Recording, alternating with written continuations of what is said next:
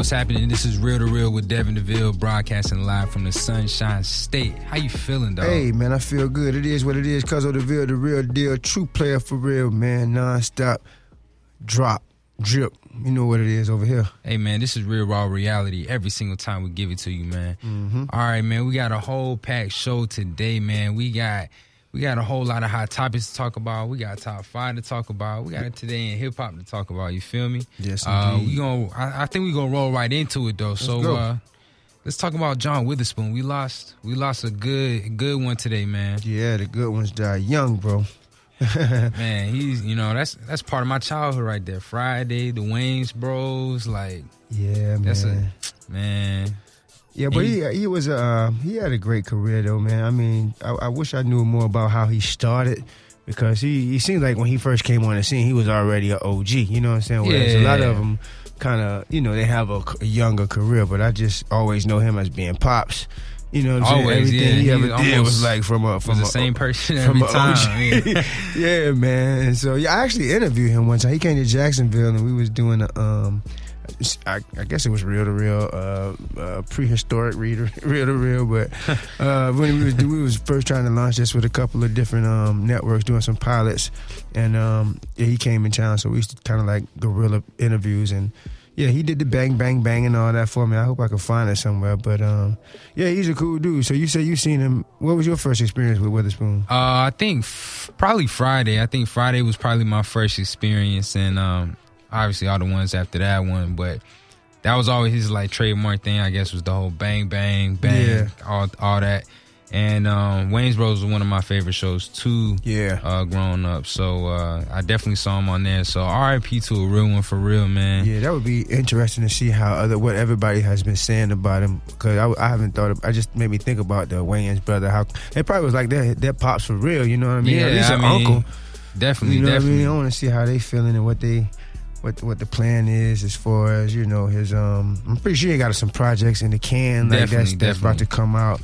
That should be some cool stuff to look forward to. Yeah, but, I mean, I definitely heard a while ago that Ice Cube had mentioned he was working on another Friday. I don't know exactly, if that was still in the works or something like that, but if that was, that may be one more thing we are on the lookout for. But especially, when you was touching on like how he's basically like Pops for everybody, it's like, I mean, I feel like you growing up watching TV, or I don't know if you watched much TV growing up, but I did, and this may not be that the old for you, but maybe a little bit older for me, but like people like Uncle Phil, Pops, like, of you know course. what I'm saying, these different people, I was, you know what I mean? Yeah, Uncle Phil is dead too, right?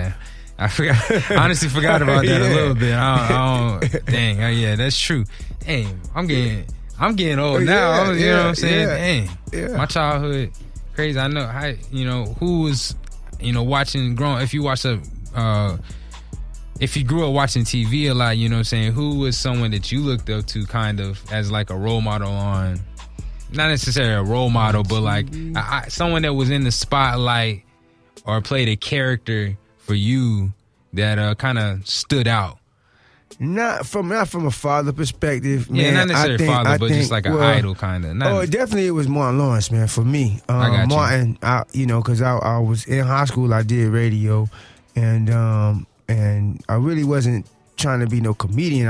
Eddie Murphy again was and I hate that now that Dolomite coming out and everybody, I think people gonna start D-riding. D-riding Eddie Murphy, man. But he was my original. I mean, from day one. But as far as a character that I used to go back and like do his, everything that we seen on this show, I used to go to school and do that. And I thought he had the coolest job, just being a radio jock and trying to break into TV. I remember he went out to LA trying to break into TV with Varnell. And it definitely was Martin Lawrence. And another one I would say was Arsenio Hall. Okay, I always liked now maybe I could look at him maybe as maybe a Pops or a father figure. I just know I paid attention to him and his moves, and I listened to him, like, because he at the end of this little broadcast, I remember he used to have like some words of encouragement or something like that. But them two right there, with them three, Eddie Murphy, Arsenio Hall, and Martin Lawrence. Ironically, they're comedians, but I was a bit of a class clown and a whole lot of a personality, so I kind of rock with them. I got you. Yeah, I definitely can agree with some of the people on your list.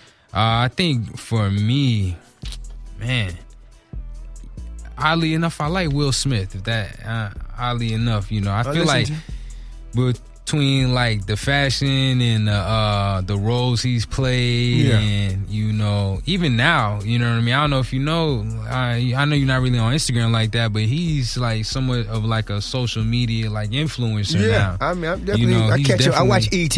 Yeah, I got like ET keep me up. I got you. Yeah, but he do his thing on there, so I feel like he's one person like I could look at and be like, okay, if I could emulate something like that in my life, I agree. He would definitely be someone up there for me. Yeah, because he's clean. Like he don't like curse. You won't care him like cursing out people. He don't shoot the middle finger, and he just kind of smiles. He got a bad wife. Yeah, his kids that grew up and they making money, and they really are. Yeah, I could appreciate that. Yeah, Will Smith is definitely an idol for me. It's just I kind of always struggle with trying to be hard too.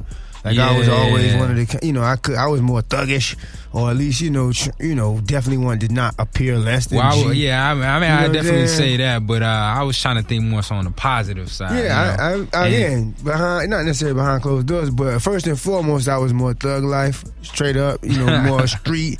You know what I'm saying? Because Will was more soft. Because when you think about rap, like nobody really gave Will his props for being a rapper. I wouldn't say that he would be someone that in hip hop would be even like that. He's more of he's a dad rapper. Like that's just what it sounds like. You know what I mean? So he's one of those clean Christian kind of like rappers. Right, and so he was competing with images and likenesses of the Snoop and the Tupac and all the other guys who the Master P's. Like we was really in Baby and Cash Money and all them. Like we was really trying to be in Trick Daddy. Like my era. Well, for me, like.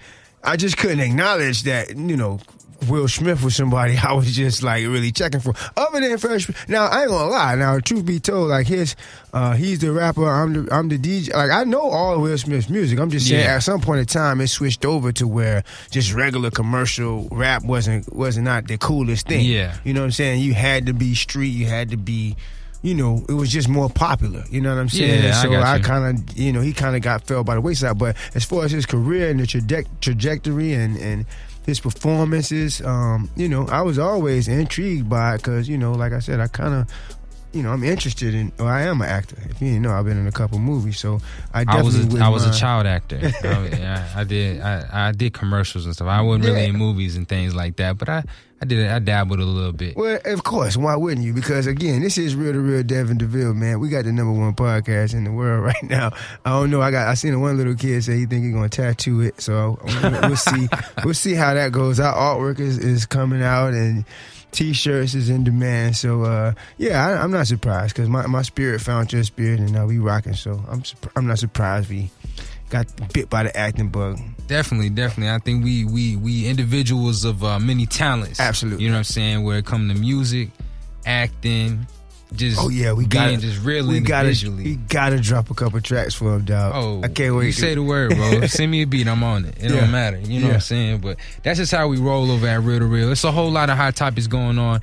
If anybody of my basketball fans are listening, anybody involved in the NBA, you know what I mean? If you watch that on a regular basis, you know who the players are and the teams are. I need you to tune in right now because we talking about Karl Anthony Towns and Joel Embiid. That little fight, I can't even call it a fight, a little scuffle. You know what I'm saying? A little scuffle. I guess they not trying to get fined too much, you know what I mean? Because they fine you like $25,000, $50,000, even though in retrospect it's probably like equal to couple $100. Yeah, it's probably like talk. It's probably like $1,500. Yeah, maybe straight up for us. Yeah, because these are millionaires. That's only on the NBA side. Not to mention they got endorsements and things like that.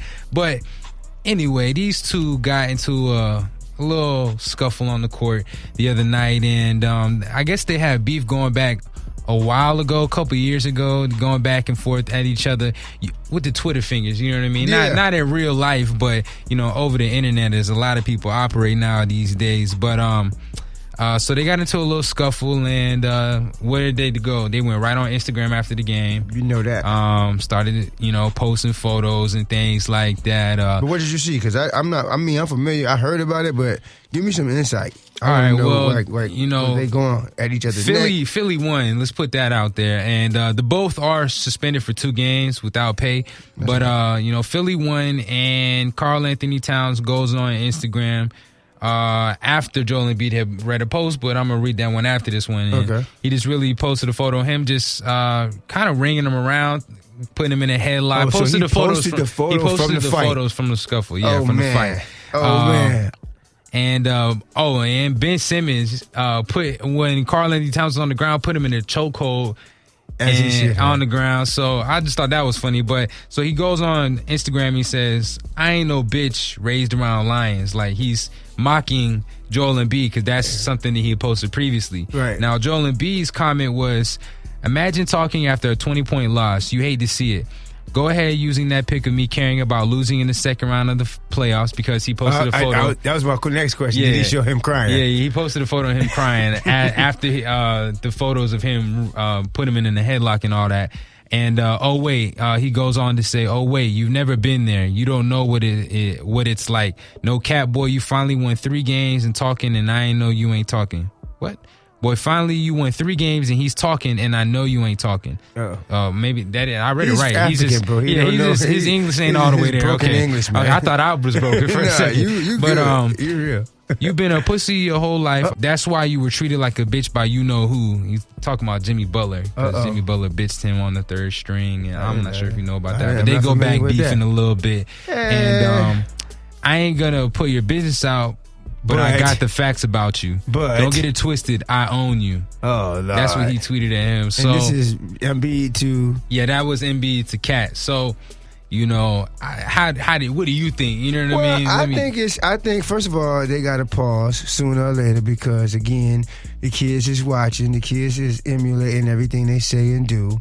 So they got to be mindful of that. Plus, the franchises won't allow them to jeopardize the bottom line and become too gangsterish and too, you know, less than polished. So it only can go so far, you know, and then their own pockets with regard to sponsorship and all that. You really can't get all gangster, and you really, it's like, you know, it's only so much you can do to really be street, you know what I mean? It's a business. All those professional athletics is businesses, man, and you can't really, I mean, it's just hard to be as street as you probably normally would be without suffering consequences, and for them twisting your words and kind of painting a picture of you. And so it's only so much they can do before people that's losing money or attached to that them financially is going to have to ice it. And I see it time and time again with beef after beef after beef. I mean, they go at it. I mean, like a lot of people, you know, jump out there with some real, you know, some harsh and negative and some real,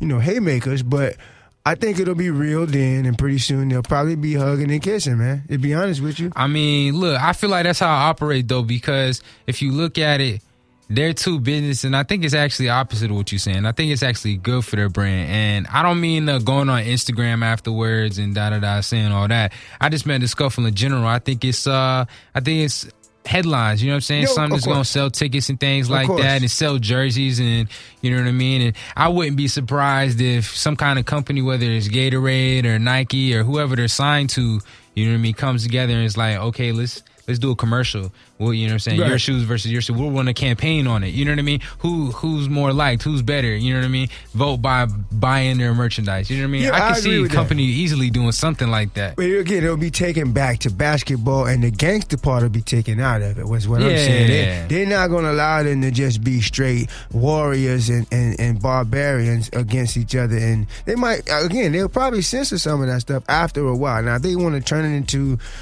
just a real competitive, they start getting down to the skills and the teams versus each other, that'll fly. But they're not allowed, you know what I mean, to get too far from the script. I got you. And that's just my personal opinion, but I could be a little bit wrong, but I just don't see a lot of, you know, tearing down. I don't see it before the businesses get into it. I don't see a lot of them allowing it to just get out of hand with no beef, to be honest with you. I don't see a lot of just